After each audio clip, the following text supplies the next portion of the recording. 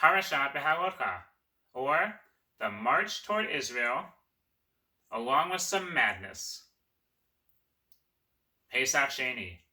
If Jews are unable to celebrate Passover at the proper time, they may do so a month later.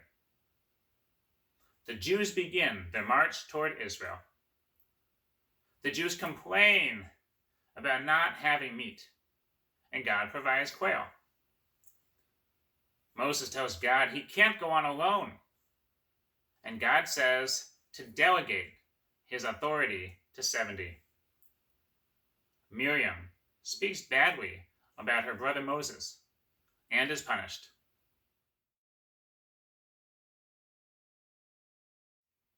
All Jews know that Jewish prayers take a long time. Let's say you go to Rosh Hashanah services and you're out in 3 hours. People will be like, hey, how'd you get out so fast? But ironically, we have an example of an early recorded prayer from Moses, no less, and that's super duper short. This is part of a story where Moses' siblings, Miriam and Aaron, say not nice things about Moses, about his wife, the fact that he has a different status and relationship with God. And God punishes them, really Miriam, by giving her tzara'at, this white, scaly, leprosy-like skin disease. Aaron is petrified, turns to Moses saying, Moses, please, pray to God to heal your sister. And Moses says yes. And here's the verse with his prayer. Moses cried out to God, saying, O God, please heal her. El na refa na la. That's it. 5 words. 11 letters. And it worked. God heals Miriam, and then the Jewish people journey on. And we as readers are left with this incredible, compact prayer. But what do we learn from it? What do we take away for ourselves? I think there are 3 lessons. The first is that there's a distinction between communal prayer and personal prayer.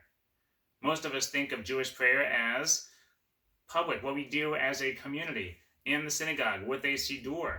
And that has to be long because we're going on a journey as a large group. And the siddur is a project built by Jews over millennia. But personal prayer is no less important, is no less part of Jewish tefillah, worship.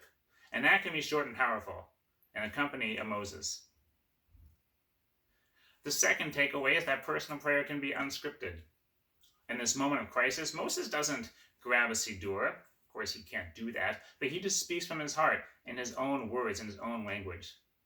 And so to us, in moments of crisis or moments of gratitude, we should feel blessed. We should feel enabled by the Jewish tradition to be unscripted, to say it in our own language, in our own words. And the third piece is that Jewish prayers for healing do not require a formal Mishaberach formula, or even the person's Hebrew name. This is the first prayer for healing. And Moses doesn't say something big and long. He doesn't even mention Miriam's name, and still it works. Frequently, people will ask me, Rabbi, can you please make a Mishaberach healing prayer for my friend, for my cousin? I always say yes. But what I usually say is, yes, I will. I'd like you to also. And I have this verse in mind.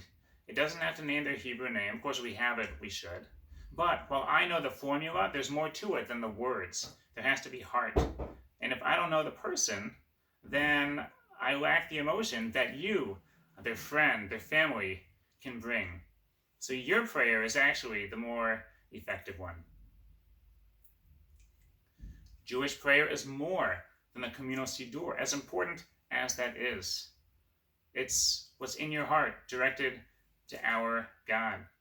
It can happen anywhere, in any language, at any time.